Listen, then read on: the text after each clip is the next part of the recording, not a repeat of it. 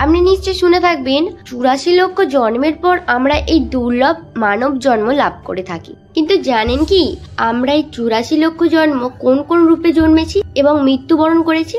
আসুন সনাতন পৌরাণিক শাস্ত্রের আলোকে জেনে নেওয়া যাক এই 84 লক্ষ জন্ম বৃত্তান্ত। আপনারা নিশ্চয়ই অবগত আছেন যে ঈশ্বর পৃথিবীতে 2 শ্রেণীর প্রাণ সৃষ্টি করে থাকেন। এর প্রথমটি স্থাবর, তথা যারা একই স্থানে জন্মে একই স্থানে মৃত্যুবরণ করে। আমাদের আশেপাশে গাছপালা, তরুলতা এই শ্রেণীগুলি উদাহরণ। আর দ্বিতীয় শ্রেণী হচ্ছে জঙ্গম, অর্থাৎ যে শ্রেণীর জীব চলাচল করতে পারে। প্রথমে সৃষ্টিকর্তা ঈশ্বর আমাদের সৃষ্টি করে থাকেন স্থাবর রূপ। এই রূপে আমরা গাছপালা, তরুলতা বা বৃক্ষরাজি হয়ে পৃথিবীতে শোভা দান করে থাকি। কিন্তু এভাবে কতকাল রোদে পুড়ে, বৃষ্টিতে ভিজে, খরায় শুকিয়ে, আবার ঝড়ে ভেঙে নিরন্তর চলতে থাকে বৃক্ষ জন্ম। কিন্তু 20 লক্ষ বার গাছপালা রূপে জন্ম লাভের পর আমাদের জন্ম হয় তুলসী বৃক্ষ রূপে। আর সেই তুলসী গাছের পবিত্র পত্র অর্থাৎ তুলসী পত্র যখন ভগবান শ্রীকৃষ্ণের পাদপদ্মে অর্পিত হয় তখনই আমাদের মুক্তি মেলে বৃক্ষ জন্ম থেকে। বৃক্ষ জন্মের শেষে আমাদের জন্ম হয় জলজ জীব রূপে। এই পর্বে আমরা কখনো মৎস্য, কখনো কুর্ম ইত্যাদি রূপে পরিগ্রহ করতে থাকি ঈশ্বরের কৃপা লাভের আশায়। কিন্তু এভাবেও বা যাবে আর কতকাল? অবশেষে আসে মুক্তির সময়। 9 লক্ষ বার জলজ প্রাণী হিসাবে জন্মের পর আমাদের জন্ম হয় শঙ্খ রূপে। আর যেই দিন সেই জলশঙ্খের জল অর্পিত হয় শ্রী গোবিন্দের চরণে, সেই দিনই আমাদের মুক্তি মেলে জলজ প্রাণী থেকে। জলজ প্রাণী থেকে তো মুক্তি পাওয়া গেল, তবে কি এবার মিলবে মানব জন্ম? না, এবার আমাদের জন্ম নিতে হবে কীট পতঙ্গ রূপে।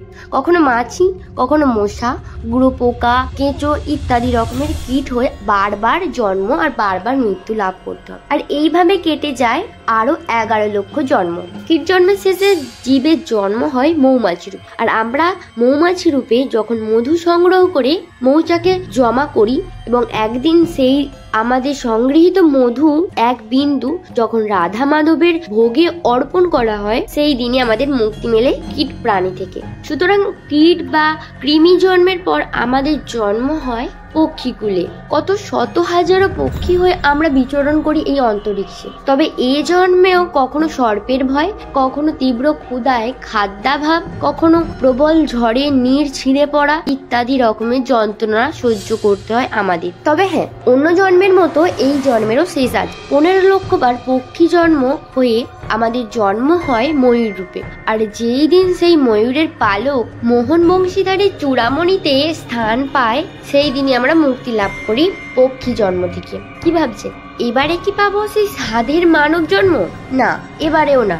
এবারে আমাদের জন্ম নিতে হবে পশুকুলে, অর্থাৎ কখনো মাংসাশী বাঘ, সিংহ, নেকড়ে রূপে, আবার কখনো মাংসাশীদের ভোজন রূপে তথা মৃগ, ছাগ ইত্যাদি রূপে। আর এভাবেই খাদ্য গ্রুপে আমাদের জন্ম নিতে হয় 30 লক্ষ বার। এরপর একদিন শ্রী মধুসূদনের কৃপায় আমাদের জন্ম হয় ধেনু তথা গরু রূপে এবং গাভীর গোদুগ্ধ দহন করে যখন গোবর্ধনধারীর ভোগে অর্পণ করা হয় তখনই আমাদের মুক্তি মেলে পশু জন্ম থেকে।